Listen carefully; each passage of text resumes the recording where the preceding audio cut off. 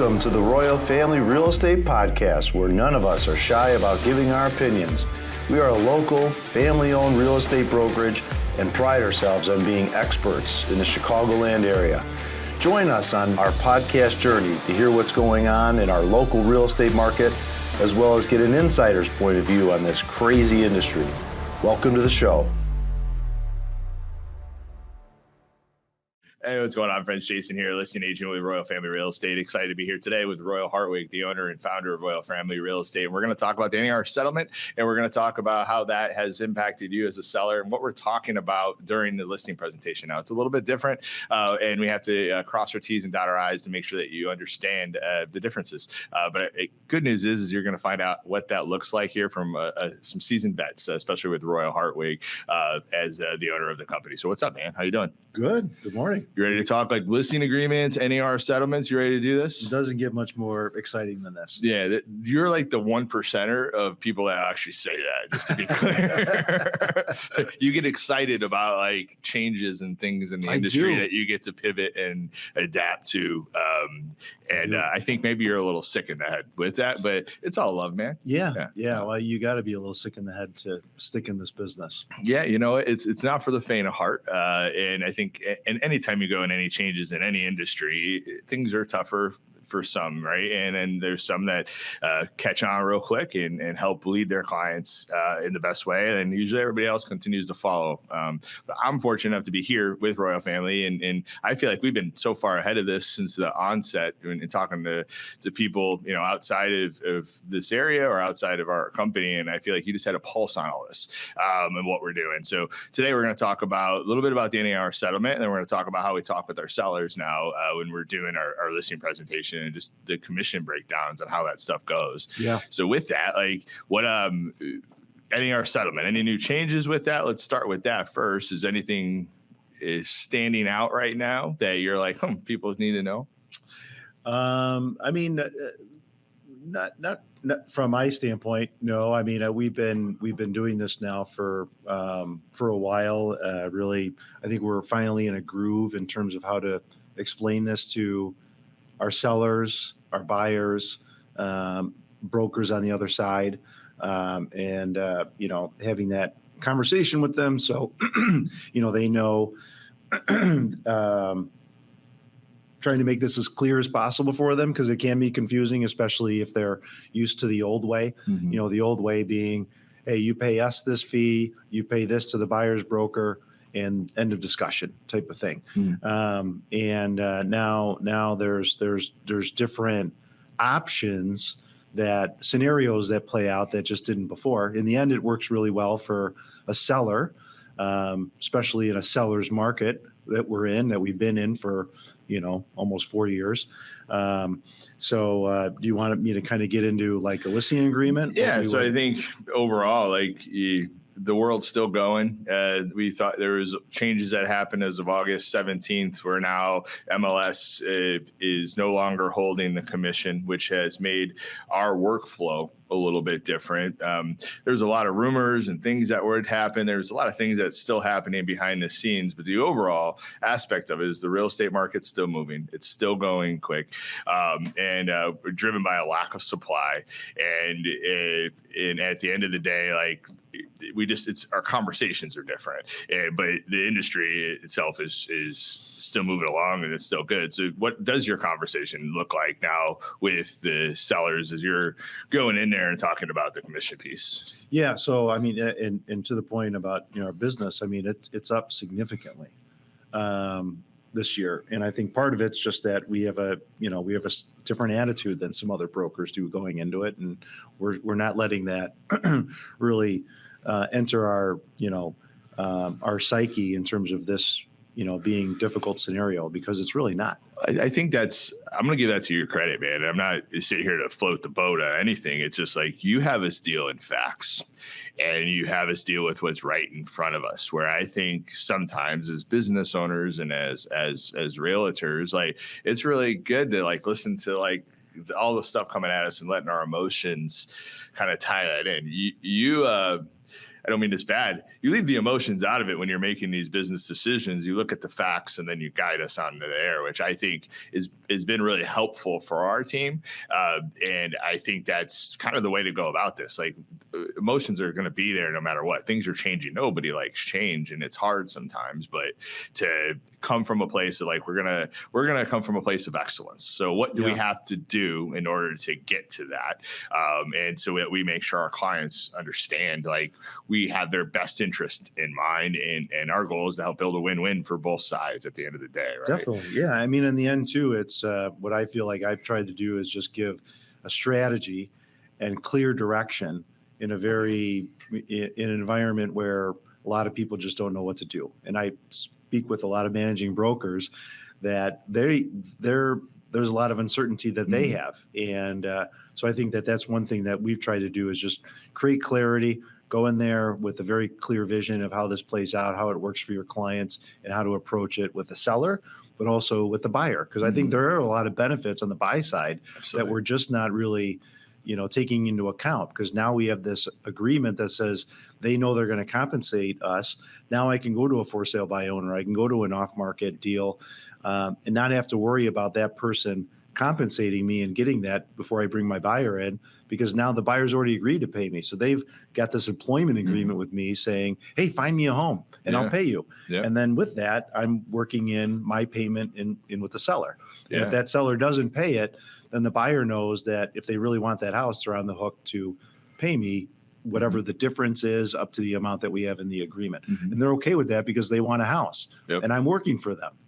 Yeah, it's to me, that's it. You work for them. We're setting the mark with the buyers on that side, and then we explain it to the sellers. I mean, you've talked about this before. We'll share it with our audience. Is like, I have friends in Las Vegas market, and I have friends in the Phoenix market, and so it's a different market than here. And I would say it's the opposite of what's here. And it's a little bit. It's. I would say there isn't much homes, but there's a lot more. It's more of a buyer's market than a seller's market in many cases right now. So the feedback I got from them was they haven't seen this many 3% commissions ever on their buy side, because there's homes sitting and a seller will be ready to pay a little bit more for a procured buyer. So makes sense. That makes sense to me, right? And so that goes back to like, we don't want to commingle commissions, but now it gets to shape with the market, which I think is super healthy overall. But back to the conversation with the seller, it has changed a little bit now, and when they have to make the decision about the commission for the buy side. But talk about your process. Yeah. So our listing agreement is that it's just between us and the seller. So no longer do we put the co-op commission in the listing agreement, because we can't advertise it on the MLS.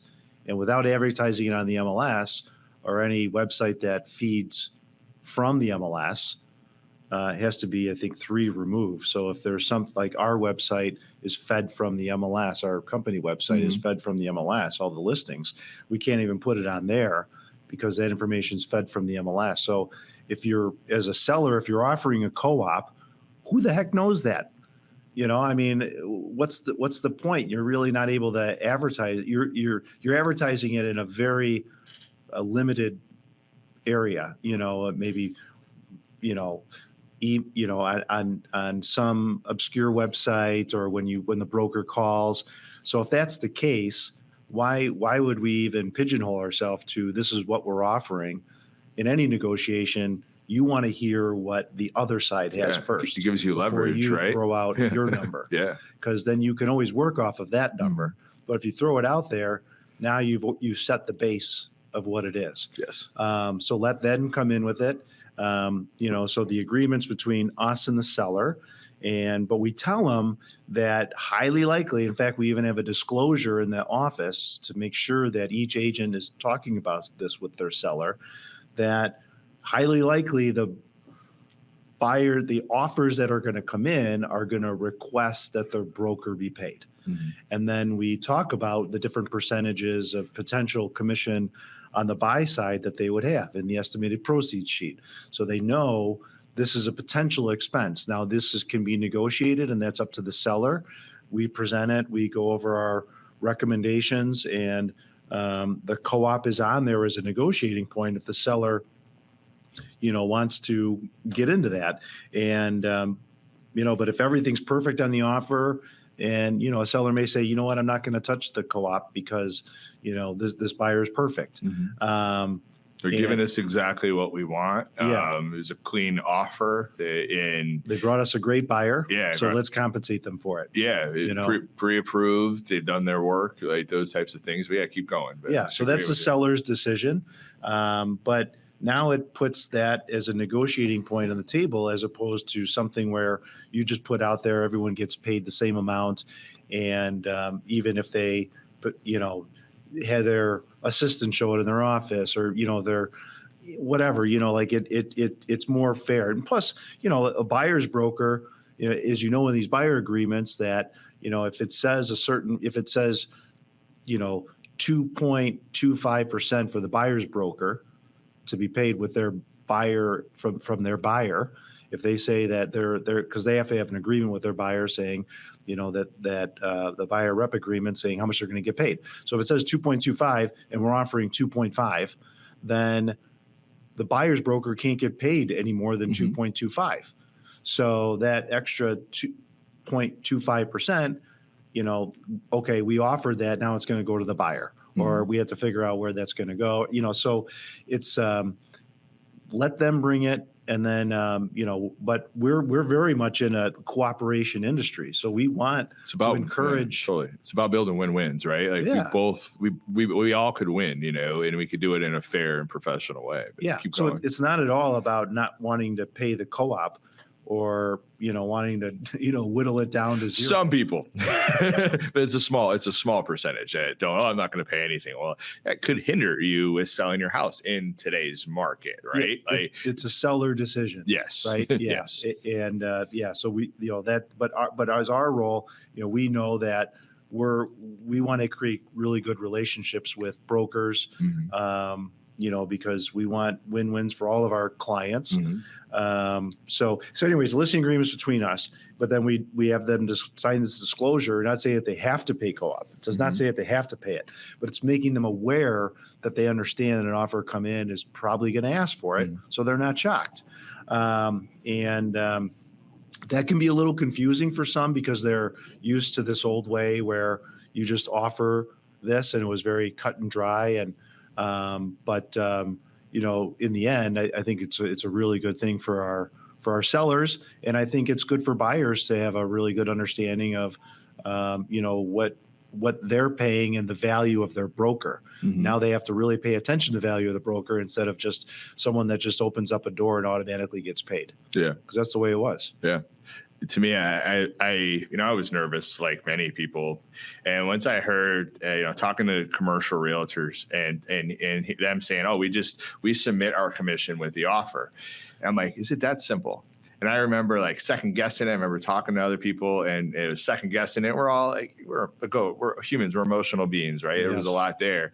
But now going into it, and I go back to like following the lead of the emotionless Royal Hartwig when it comes to business, to me, we were set up for success to be able to go and have good conversations with people and with the hopes of building win-wins.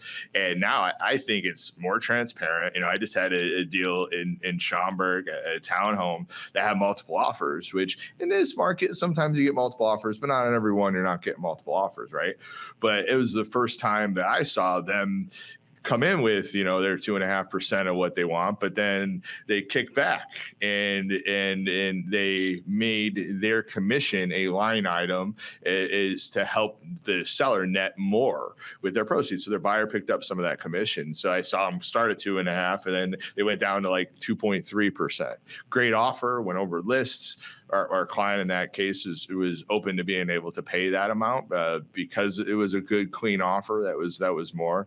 But to me, it by doing this, it we do have to explain it different. There are steps in there to make sure that our clients are taken care of.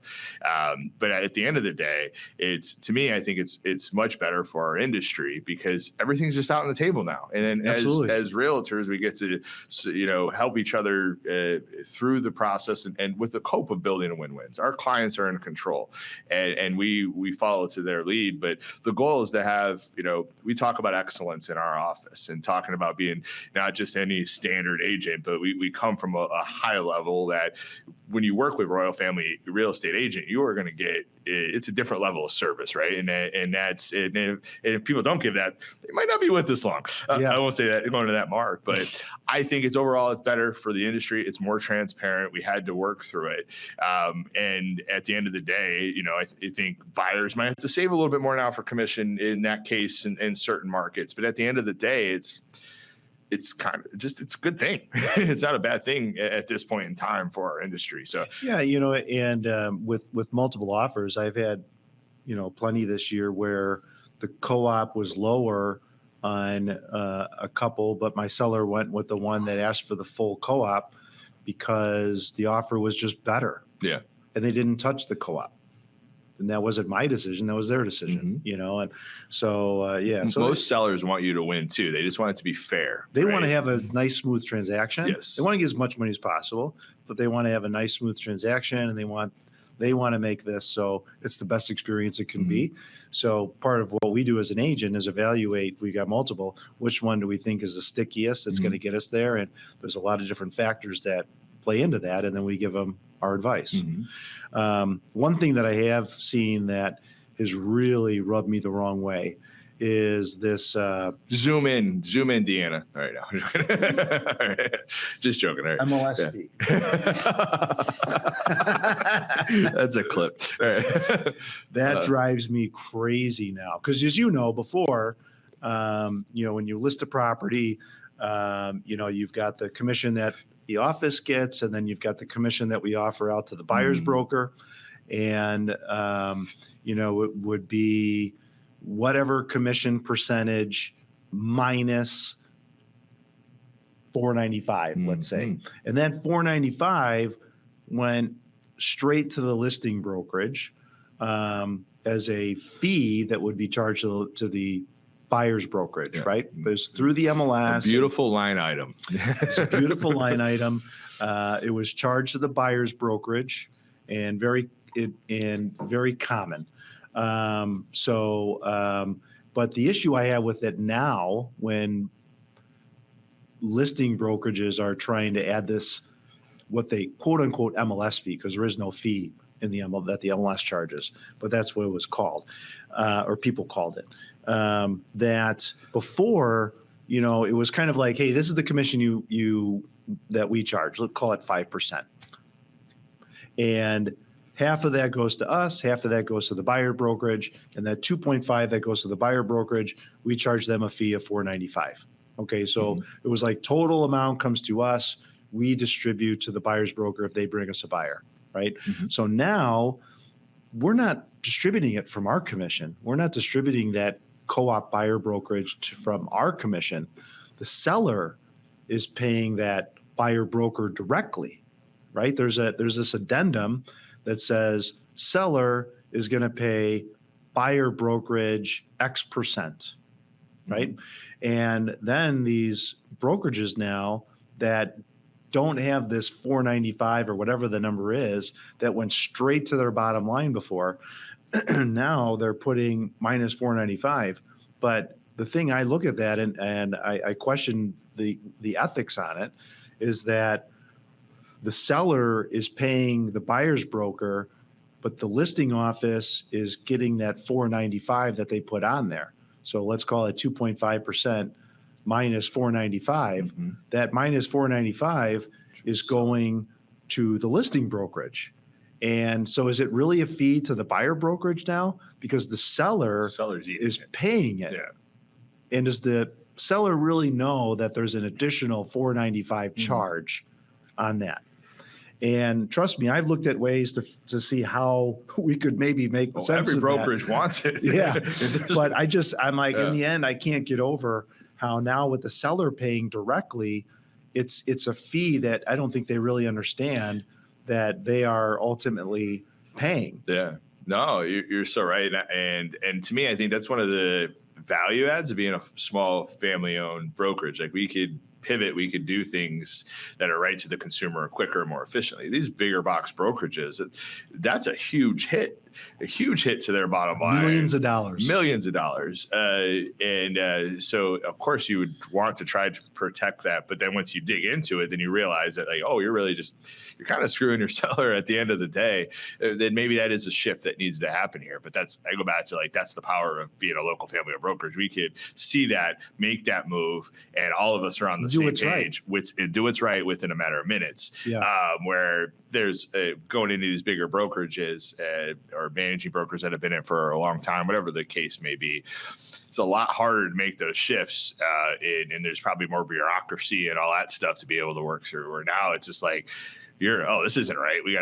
That sucks. We're going to lose that money. But at the end of the day, like, we got to do what's right for the people that we work for. Yeah. I mean, we're taking a hit as an office on that big time because we do a lot of listings, but I can't find a way to make that a win for our clients. And if there was, you would find it. I would. I thought very hard about that. I bet. What else do you have on a sheet of paper you want to make sure people understand? Well, no agent on the other side, so that's a conversation that really wasn't discussed nearly as in depth as it is now. So, we've got the commission that they compensate us in whatever that number is. And then you've got, well, what if there's no buyer's brokerage? So let's say the buyer calls us directly and wants to see the property. Fine. And they don't want to be represented by a broker. Great. So I make sure that they're pre-approved. So if that buyer calls me, says, I really like your street on 123, your home on 123 Main Street. I say, great. I talk to them about it. They're like, yeah, this is exactly what we're looking for. We don't want to work with the broker. We don't want to pay a buyer's broker. We just want to go straight to the listing agent. I say, okay, well, I'm not doing dual agency on this. So if we do this, then there's a no agency agreement that you have to sign that says that anything you tell me is being given to the seller. So I don't represent you, buyer. I only represent the seller. And anything you tell me, I'm going to basically use against you in negotiations. And if you don't want to have representation, that's up to you. And they say, fine, no problem. This is the house I want. I just want to buy the house. Say, okay, so I make sure that they're pre-approved, that they have the ability to purchase this, and then have them sign a no agency agreement. So they understand that and sign off on it that I don't represent them, and I show it to them. And now, how many ever buyers do that? I have to show these buyers the property and go over the value and do what I can to, there's more work for us. It's definitely even though we work. still only represent the seller, there's more work for us. We just are there on behalf of the seller. Yeah, I'm selling this to this buyer, doing what I can to bring in an offer now, and I can prepare the contract. I can't go over it with them, but I can talk with the seller and say, these are our terms, send it to the buyer, and then they, should get some representation as an attorney to go over that with them. So I'm not going to go over the contract with them, but here it is. And then, and let's say they sign off on it and send it over. Now it goes to their attorney, goes to our attorney. We start the process. I have to meet them for the home inspection. I have to meet them for any, measurements they got to do or re-inspections. And I have to do a lot of things that a buyer's broker would be handling, that I'm helping facilitate the transaction.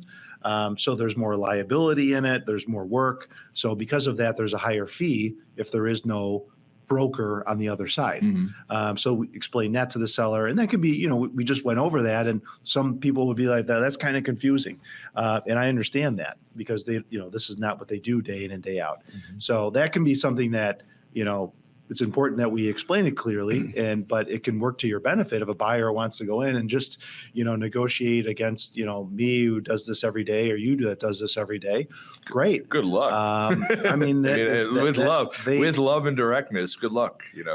They went in there, eyes wide open at least. And then, maybe the the seller then evaluates whether or not they want to go that route. But that's a no agency, which really we didn't dig too much into that before, and now we're starting to see that happen on occasion. I was gonna say it could be more common now, especially as the news talks about the NAR settlement. I think there's a certain percentage of people that are like, I could do this by myself. 100%.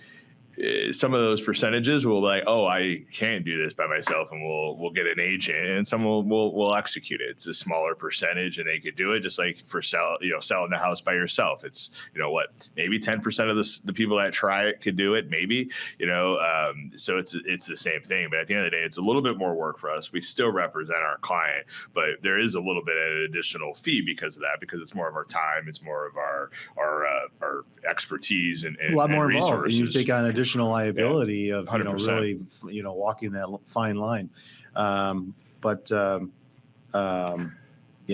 Yeah, cool. So what else are you thinking about with this that people want to make sure that they know as we go in this, as we get ready to close up here shortly?